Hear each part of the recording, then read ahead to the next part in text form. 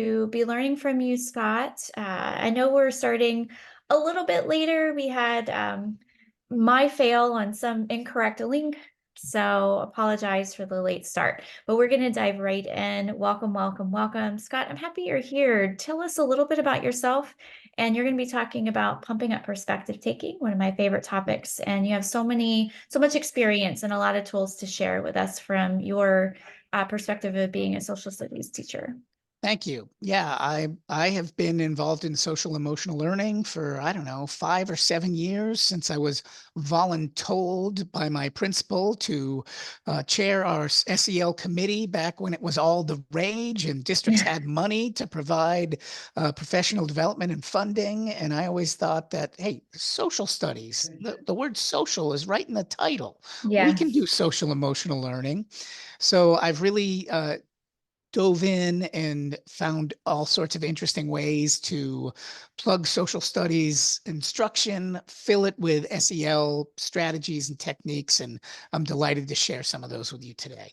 I am a Awesome. high school history teacher. I've been teaching in Los Angeles for, gosh, I think this is year 22 or 23 for me. It just keeps getting better. I always find that when you lay out your expectations for kids, they almost always exceed them. And I'm having a great year and I'm glad to be here. I love that. I love the enthusiasm. I can hear it. So let's dive in. I go if you want to share your Okay. slides and we'll So first I'm going to put a little bit.ly in there for Denise and Emily. If you want to jump into the slides real time, you certainly can. okay. I am going to optimize so I can share a little video clip if I have time. And then all I want to do is I want to go to my second screen and enlarge the chat in case there are any questions, just call them to my attention. Because now I can't see you lovely people. I just see my own screen. So perspective taking is one of the 5 CASTLE competencies. If you remember this slide and graphic, uh, social emotional competencies were divided into 5 categories, and social awareness is the one we are going to look at. And it's the ability to take the perspective of and empathize with others, including those from diverse backgrounds and cultures. It also speaks to the ability to understand social and ethical norms for behavior, to recognize family, schools, and community resources and supports. But as a history teacher, we're really supposed to help kids with perspective taking. And that's what I'm going to focus on with this. Yes, it's nice if you build empathy while you're doing these perspective taking exercises. But because social studies has a lot of classroom conversations and role playing, if you're doing it well, there's a lot of ways where you can just bake in the perspective taking and then ask students to really debrief later on, talk about metacognition, what they've learned or how they felt by it. And so when I start with these skills, and I do have to give a little bit of a shout out to my school district, LAUSD, Los Angeles Unified. During the pandemic, when we shut down and we were teaching to 30 Black screens every day, our district said we're going to enlarge our advisory class and we're going to cut it in half. They're going to have the same class, but 2 separate versions of it, each 30 minutes for you to connect with and bond with your students. And so I played a great SEL role-playing game, a card game with my students, and I made sure every student spoke every day and was heard not only by me, but by the entire class. And it was honestly some of the best teaching I did in my life. I know a lot of people were so depressed and despondent during this period, and they said it was horrible. I think I was helped by the fact that I was looping with these students for 4 years. So I knew them pretty well at this point, and I didn't want them to leave as blank seniors and I feel like they'd gotten nothing out of their conversations with me. So social awareness, my favorite of the 5 competencies. I'm going to dive in. I'm going to teach you what I mean by SEL quick writes. I'm going to teach you an EDU protocol called Sketch and Tell. We're going to look at a 3-way POV writing activity. We're going to look at some empathy mapping. And then lastly, I'm going to tell you my social awareness superpower, which is having your students conduct oral histories in their content class. So here we go. All right. So I don't know if any of you use Pear Deck or Nearpod. These are sort of interactive slide components, technology components that help you put up a slide or a graphic like this. And then all the students can enter their code and they can write their response. And they have, in my class, these are the warm-ups I give. And I give them like 10 minutes and I expect them to write 10 sentences about it. And this is a graphic that I stole from the Chapman University Holocaust Art and Writing Contest that they do every year. Chapman University is a wonderful university out here in Southern California. It is open to everybody in the United States. If you want to go to the Chapman University website and look at this contest, your students can get money, prizes, and even I think scholarships for addressing their prompts. And the nice thing is a couple years, my students have gone to this and they actually get to interact and talk to and meet a real live Holocaust survivor. So we had read a book called Charlotte, which is about an artist, Charlotte Solomon, who did not survive the Holocaust, but all of her art in paintings did. And they're all in the Jewish Museum of Amsterdam. And she painted over 800 images of Jewish resistance to the Holocaust. And it was collected and published in a graphic novel called Life or Theater. And so my students read her biography when we were learning about the Holocaust. And I gave them this prompt, and I'm just going to share you one student sample. I got 150 student samples like this. So sometimes it's hard when you're a teacher is how do you pick out a good sample and give your kids feedback and say, this is why I like this prompt. But I wanted them to be able to define empathy, and I wanted them to describe a time when they had trouble empathizing with someone else's point of view. So this student said, my definition of the word empathy is sharing the same feelings with another person. A time where I had trouble empathizing with someone else's point of view was when my mother was judging 2 gay people. Honestly, in my opinion, I support the LGBTQ community, but my mother does not. We had a conversation one time and she was talking about this to this world and how it is not made for 2 guys to be together or 2 girls to be together. I was honestly super annoyed because God does not control everything in this world. I was certainly not empathizing with my mother on her opinion. Many of my family members are of the LGBTQ community, and the only good thing is that she supports them. So what I like about this is I get a spreadsheet with everybody's answer and their names on it. And I can share this with my students on the screen without them seeing who it is. And I can just say, hey, you know what? We also have gay members or members of the gay community in our family. And it makes my wife really upset if she ever hears anybody do what you would call gay bashing.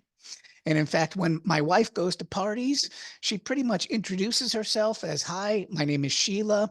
I'm Jewish. I have a gay sister and I was adopted. And I remember when I was first dating Sheila, I said, hey, you know, that's kind of a lot to lay on somebody when you're first meeting them. Maybe you should just start with one of them. And she was very emphatic. She said, nope, I want them to know where I stand because if they burn me on one of these issues, they're dead to me and I don't want to be their friends. And so what I like about this type of a quick write is you start getting some information on your students and you start learning what triggers your students. In this case, student with an overbearing know-it-all mother that's trying to force her views on the views that her children don't share. This is a good way to support that child and become an ally for that child. Say, you know, I had some issues with my parents too, and we still don't see eye to eye on certain things. Moving on, I want to give another example of this SEL quick write where I tie some historic content to the reflection or to the question that I asked the student. And we read this wonderful book by Hampton Sides called Hellhound on His Trail, which is about the manhunt for Martin Luther King's assassin. You spent 160 pages of the book reading about James Earl Ray and how he escaped from prison, and he was traveling on a run in Mexico, and he was an outlaw, and he's dating strippers, and he moves to Hollywood, and he wants to get into the movie business, and you almost like him. And then on page 162, he shoots MLK, and you're like, hey, wait a second, you're a bad guy. And the rest of the book is the FBI trying to track him down. But on page 103, MLK has a fight with his staff, and he accuses them all of being interested in their own pet projects and not paying attention to his personal emphasis on the Poor People's March. And they had never seen him this angry before. He basically cusses them out and says, screw you guys, I quit. And he storms out of the meeting, and he's missing for 3 days.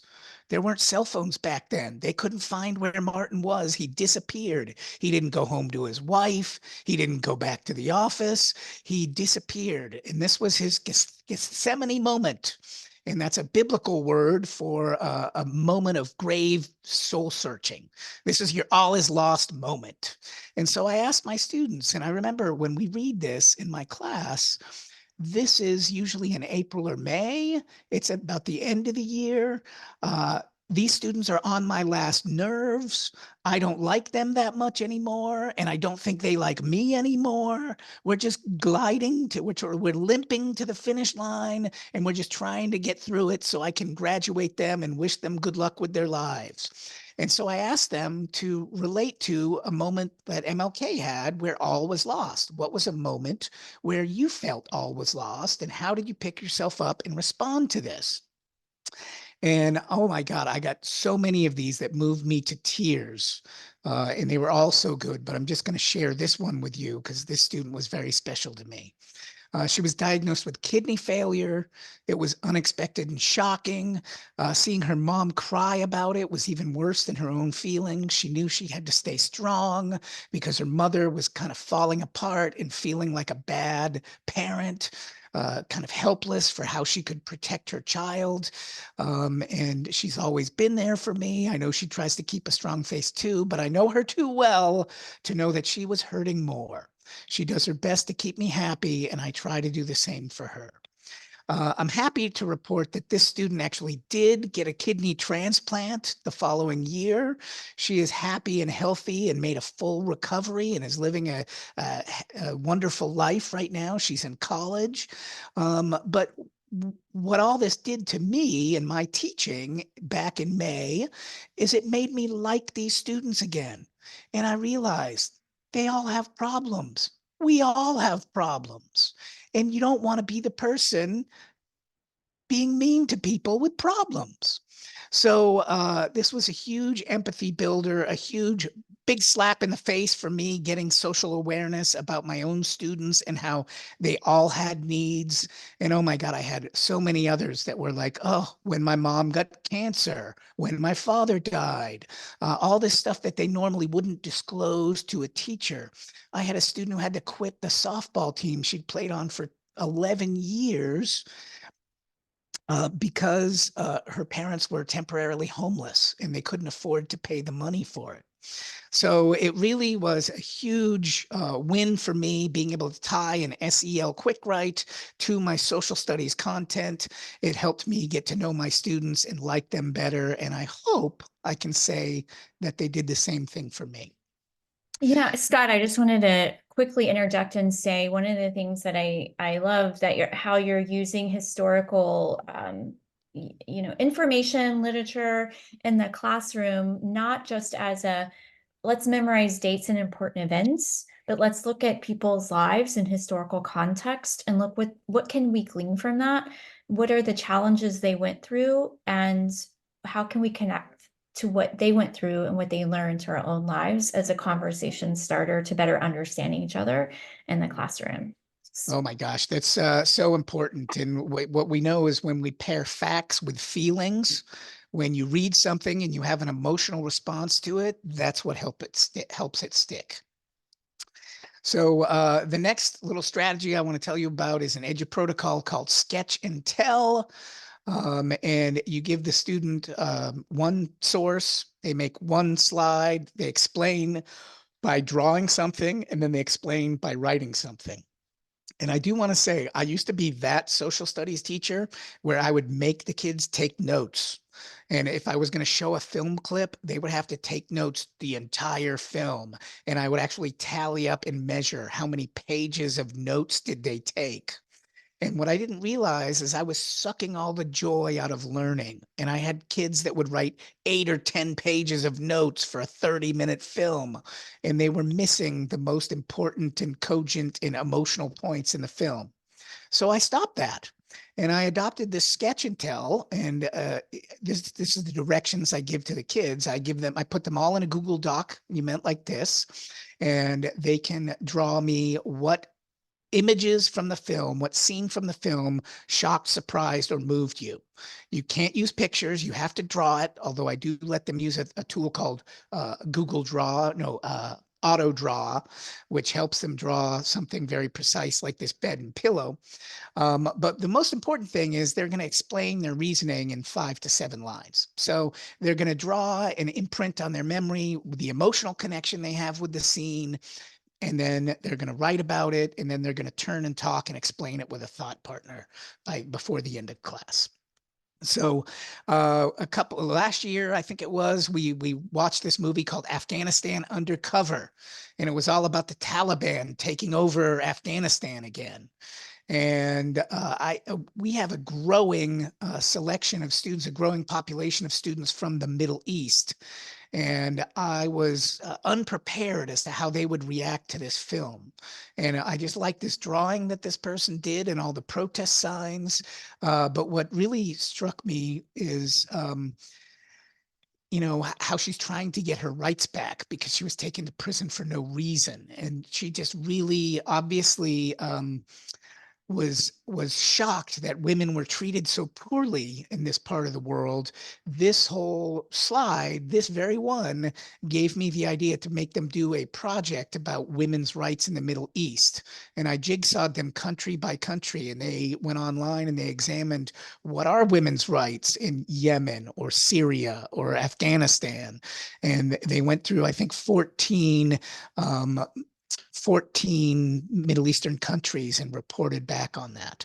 So here is another version of this where this person who identifies as Persian American was shocked by this, or she was not shocked by it, excuse me. She'd heard about the harsh Iranian government and how horribly people were treated. And this is just a real nice visceral reaction. She was shocked that these poor women were kept in prisons, sitting on the floor, not allowed to talk.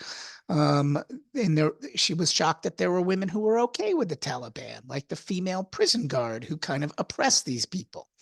So again, this shows me not a lot of great creativity in the drawing, but this student knows if she was living in the Taliban, under the Taliban in Iran or Afghanistan, she would not have the rights that she has living in California.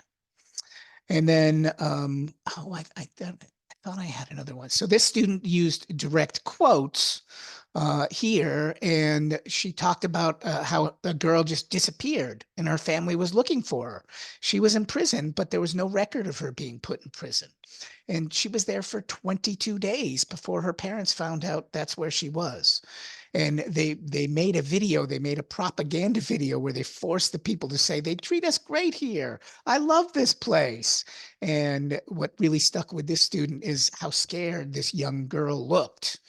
And so when you go through, oh gosh, 120 of these slides, and you see some are good, some are not so good, but the really ones that have a nice emotional punch, they stick with you, and they're going to stick with your students. So that's called Sketch and Tell. A little later in the slideshow, I give you the template for Sketch and Tell. It's a great way to get students to resonate with something and then kind of record their emotional response to it.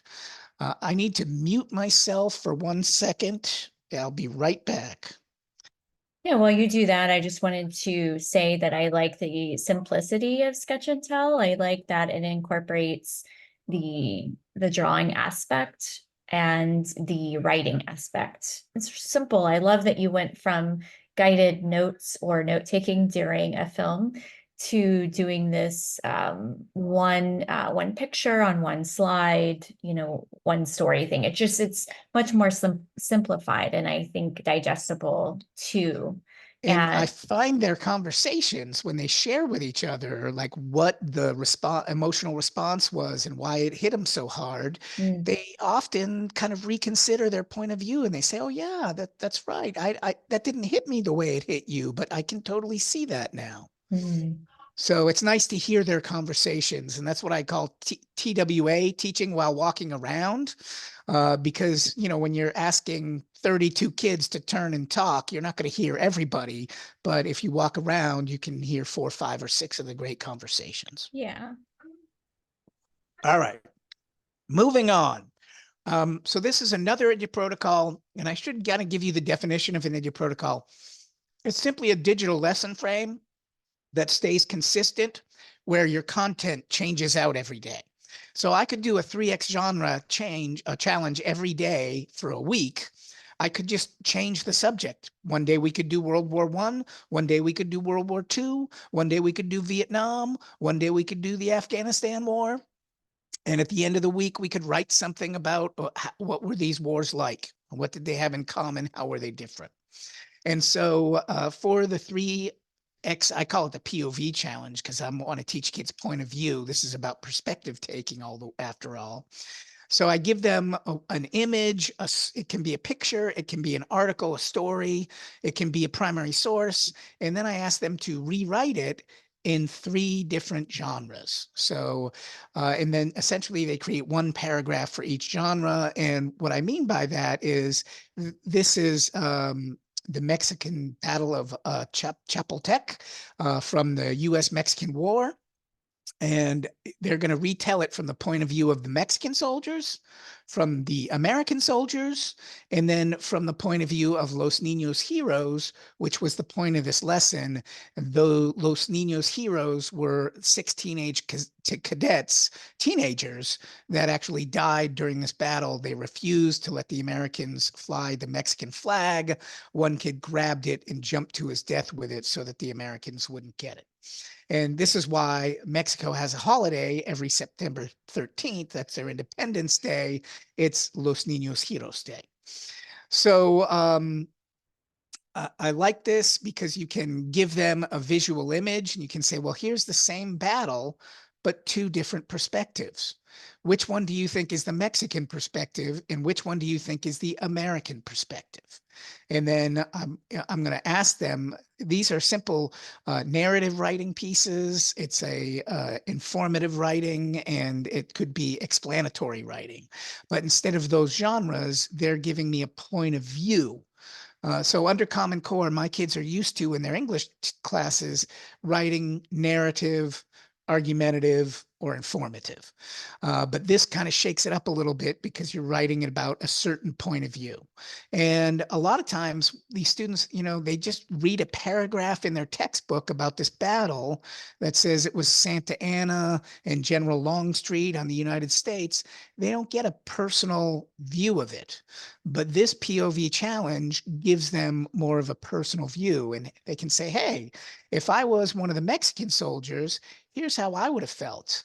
I only had 1,000 men, and I put them in the wrong place. And it's kind of an interesting point of history. I have to be a history teacher for a second and point out that all of the American officers would go on and become Civil War generals. This battle totally trained them how to be an effective combat soldier or how to lead soldiers effectively in combat. So 3-way point of view challenge. If you're a writing instructor and you're looking for ways to put a little bit more emotion into it, just ask them to tell the story from 3 different points of view. And the first time you do this, I want to say, do it with something easy. do it with something that's a low cognitive lift. So this is, you're going to tell me the story. You're going to tell me the narrative. Look at this painting. Tell me the story. Okay, now I only want information. What is happening? Just the details of what's going on in the photo. And then lastly, you're going to pick a side. What does Thanksgiving mean to either the Indians or the Pilgrims, based on your, you know, U.S. history knowledge, based on your knowledge of U.S. history? What do you think this picture symbolizes? Is it good? Is it bad? Make a judgment, pick a side. So there's a couple different examples of how to use this. One of my goals as a history teacher is I want the kids to read and write every day, but I know if I ask them to write a 5-page paper, they'll turn on me. So can I ask them to write 3 paragraphs in one class period? Yeah, it's not too bad. And what I like about these EduProtocol formats is you can adjust the font size. So I can adjust it down to an 8-point font. So they're going to actually have to compose a lot of text. And then the one thing that I'm big on is I like them to do a unique creative title for each paragraph. And that kind of stretches their brains a little bit. So the point of view, 3-way point of view, we call it, great way to do some perspective taking. They have to think, if I was an Indian, I would feel like this. If I was a pilgrim, I would feel like this. And then which side do you want to be on? I think we all know the answer to that story. And then the last, oh, nope, this isn't the last one. This is the second to last one, I have empathy a mapping. quick question. Oh, Do yep. you find that in these edu protocols that as they're thinking about these different perspectives that they see, they're starting to apply them in their own understanding of things in real time? So you do see historians call that presentism, and that's the idea of imposing today's morals and values on the lessons of the past. Like almost all my students say, well, if I was a slave owner, I would have freed all my slaves. I would never have owned a person. And I kind of point out that no, that's not necessarily true because each slave was extremely valuable and they would be about the equivalent of a Mercedes today. So are you going to free the 300 people on your plantation that are worth $100,000 each? And after a while, they kind of reconsider that. And it's hard to teach, that hard history, but that's what history's supposed to be. You go in and you consider the perspective of people 200 or 300 years ago, and you can reconcile and say, well, I don't feel that way, and well, I don't think that way. I understand why they felt that way because they'd had hundreds of years of white supremacy telling them that white Christians were God's chosen people. So I hope that answers that. Yeah, I think that's a helpful response. And I was curious too, in terms of just like knowing your students on a more personable level. I know sometimes that's limited, but if it was helpful to them navigating their own understanding of relationships and perspective taking and how they were entering the world.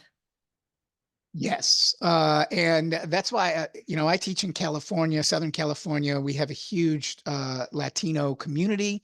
And I want my kids to see themselves in the curriculum, and I don't want them to see themselves as victims. And I use a wonderful book in my 11th grade U.S. history class called Patriots from the Barrio, which should be required reading in Texas. It is the only story, the true story of the only all Mexican American unit that fought in World War II. And it's from a book called Patriots from the Barrio by Dave Gutierrez. And it's really reaffirming, the kids, I asked them before we start World War II, 350,000 Mexicans served in, well, Mexican Americans served in World War II. Can you name any of the heroes? And they can't. They can't name one person. And so we read this book, and it covers about 40 people that all went to El Bowie High School or El Paso High School, and they get to learn about these people, and they chart who lived, who died, who deserved their medals in that book. It's a wonderful experience. All right, empathy mapping. How much time do I have left? I know oh, well, good. I still got 20 minutes, right? So empathy mapping is something that I stole from this idea of design thinking.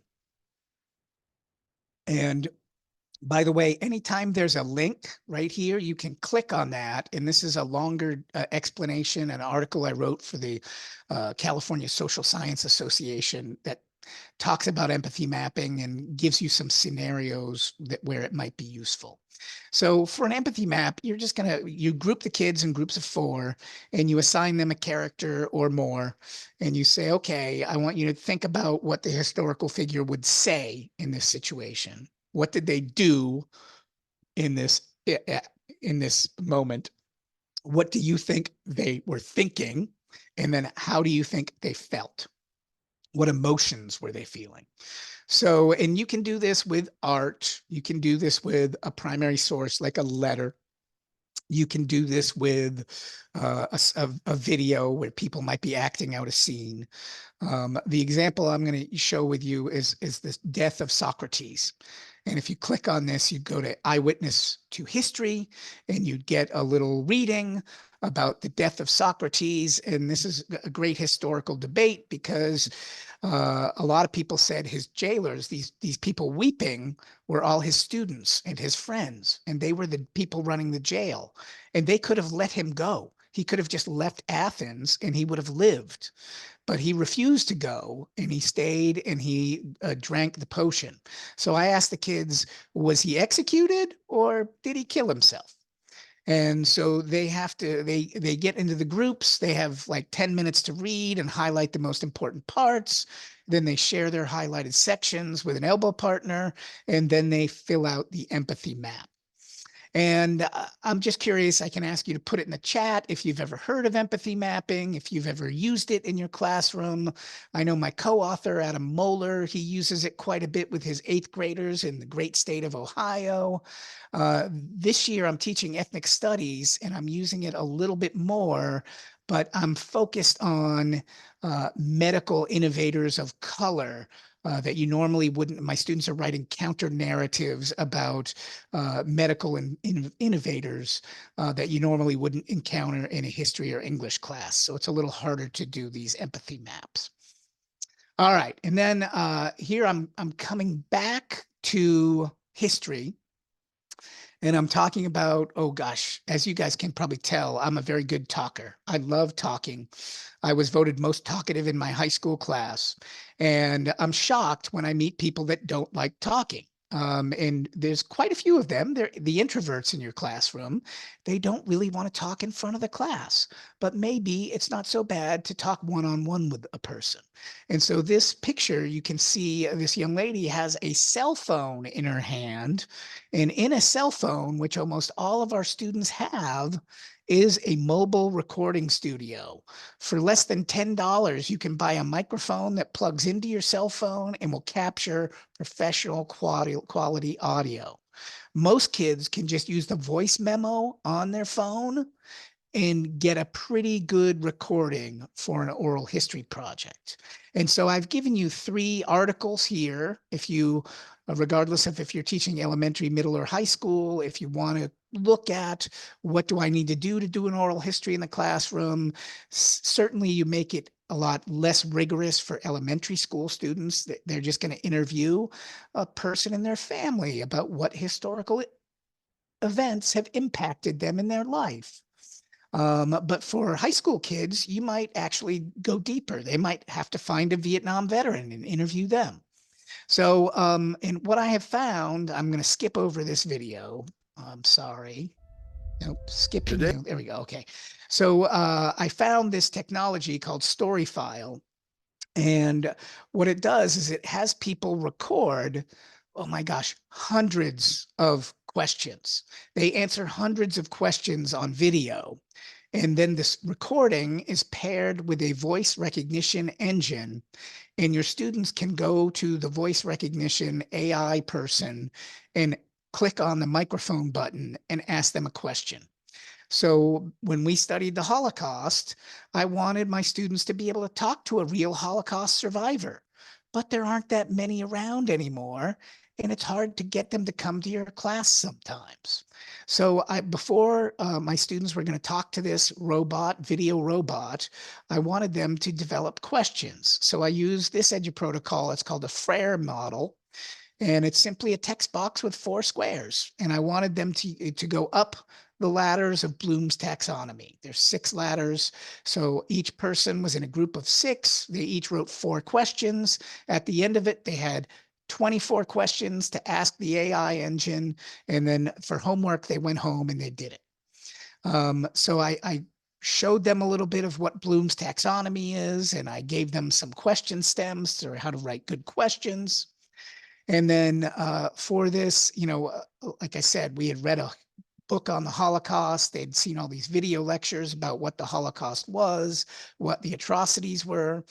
And what I wanted them to do is simply track how many of their questions were answered appropriately by the AI engine, the Storyfile AI engine.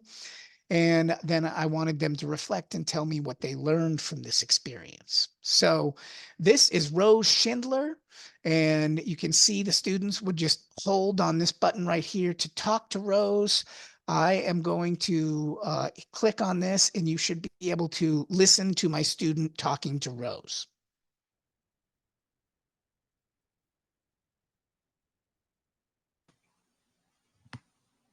How can you describe the living conditions in the ghetto? Do you guys see the right video, or do I need to change that? I see a picture of her, of Rose. But you don't see the video of Rose talking? She's just sitting in a chair. Okay, here I'm gonna re-share it then, because I think it's here we go. Okay.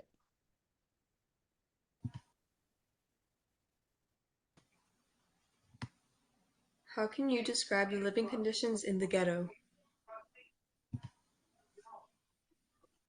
We were in this oxen-driven wagon. They squeezed in as many people as they could, complete families, from infants to grandparents. And when it was completely full, you couldn't move around, that's when they took us to the next town, which was Uzhhorod. And I probably could have walked it faster.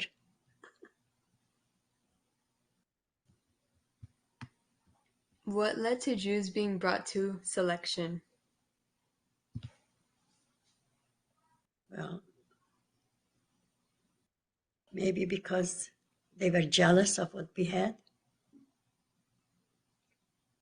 Maybe they wanted to take our properties, our homes, which did happen after we left our town. A lot of people occupied the Jewish homes, occupied their land, and most of them didn't come back from the war, so they can claim it's theirs. I really don't know too much about stuff like that, but that's what I think. So you can see that this student was doing pretty well on having Rose effectively or appropriately answer her questions.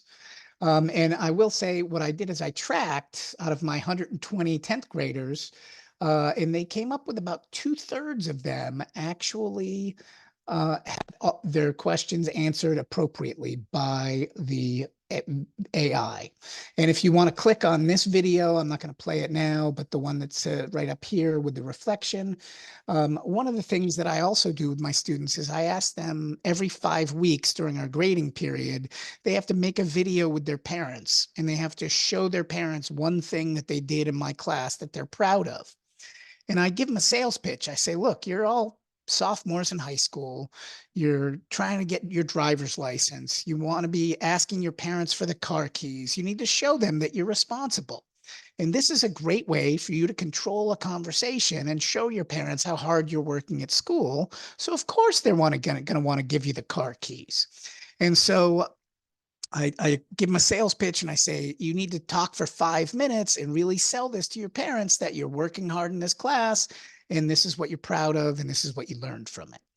So that's been a great key to my success The story file, the technology that we're using here, they have a Black Voices collection, and they also have another free gallery where they have lots of historical um, figures that your students can talk to. There's a Pulse nightclub survivor.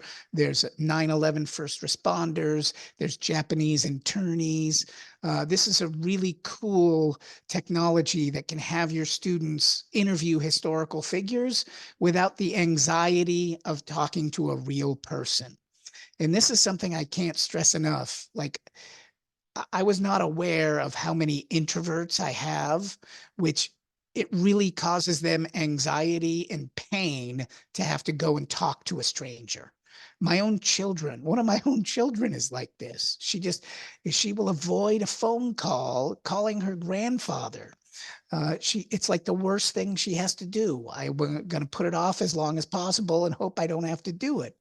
And I don't know if it's because of the pandemic or what it is. They just feel anxiety when having to call people and ask for help, it seems like. These are really great tools. I would love if you could, I know we're seeing the slide deck here and you put the link in the chat, but definitely I think I'll copy it. I was going to say email me the link. So that way when it's uploaded on our member site, others can make sure Yeah, that they you get guys can access. just do file, make a copy, and then, hey, you Yeah. can sell these slides on Teachers Pay Teachers. I hope you make some money. For those So, watching later that might want to click on some of these awesome resources that you're sharing.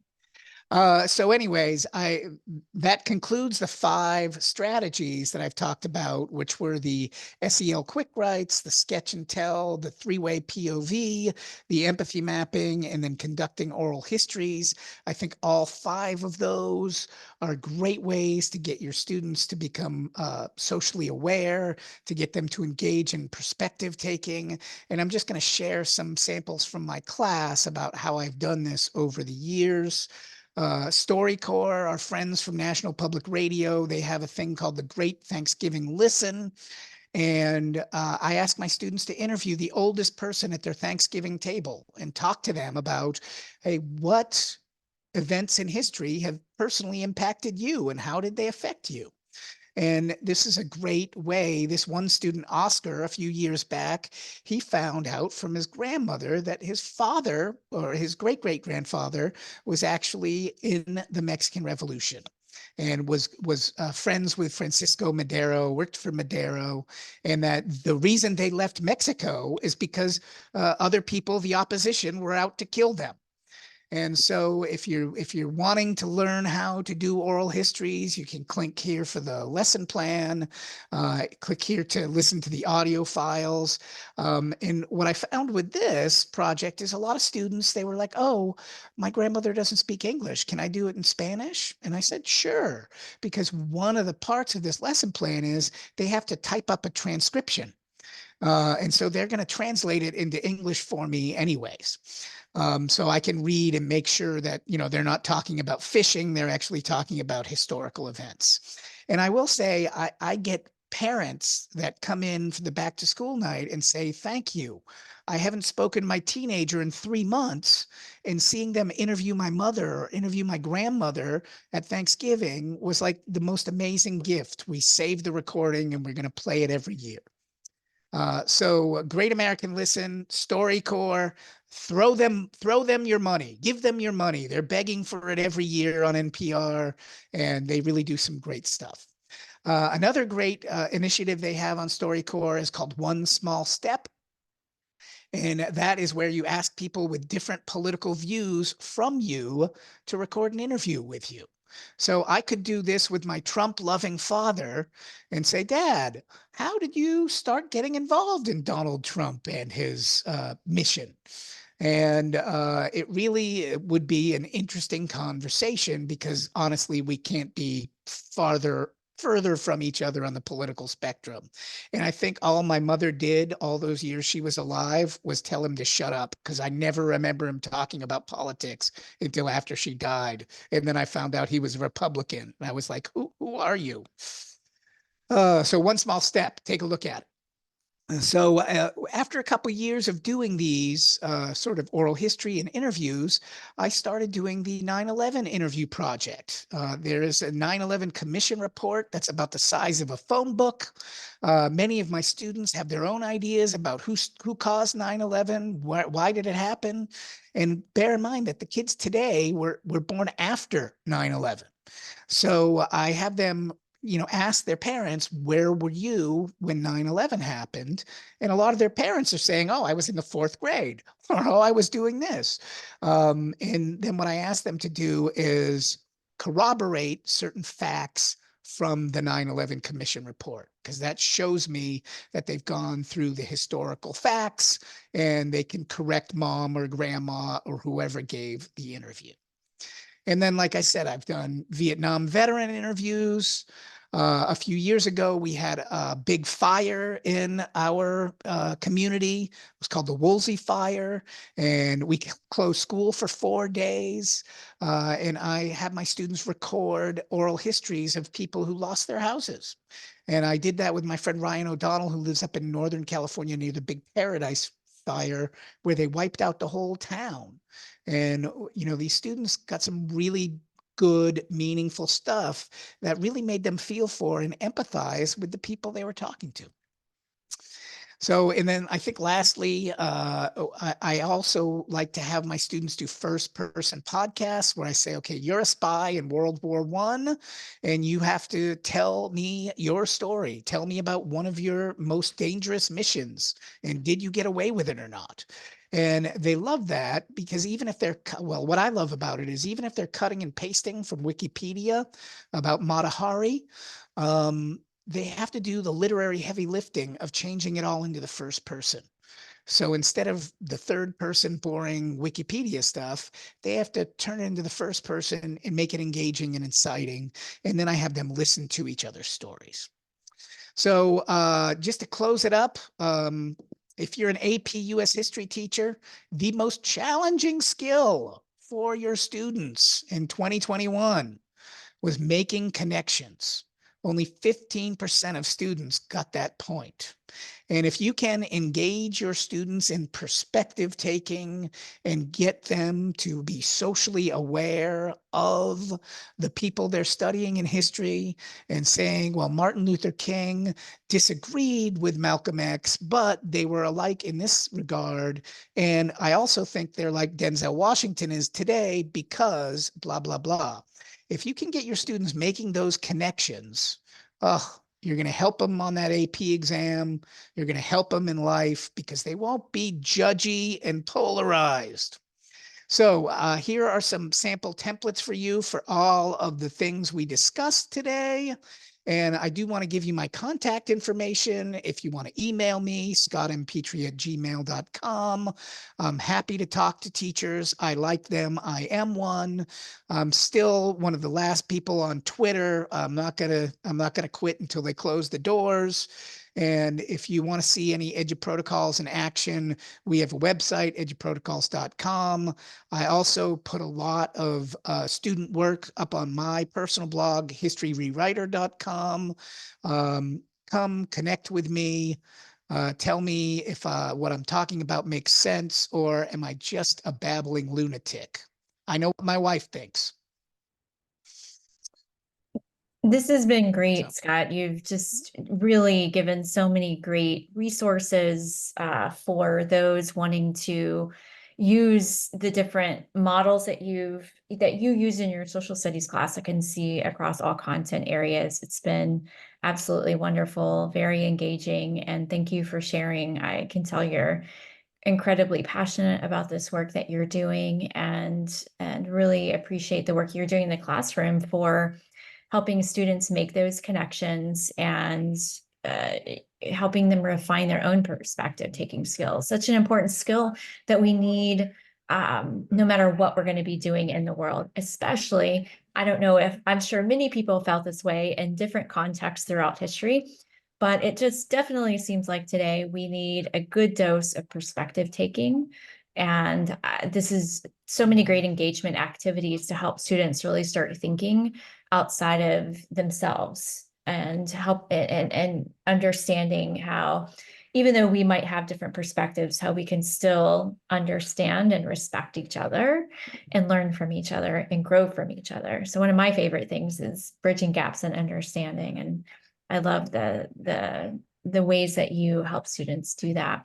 As we close, does anybody have any questions for Scott or anything, like comments, wonderings? Denise said, thank you very much. Emily, any thoughts or comments, questions before we head out? I'm pretty sure I got the link. I'm going to copy it again because when I post it in our member library, I just want to make sure that those watching later can Okay. click on the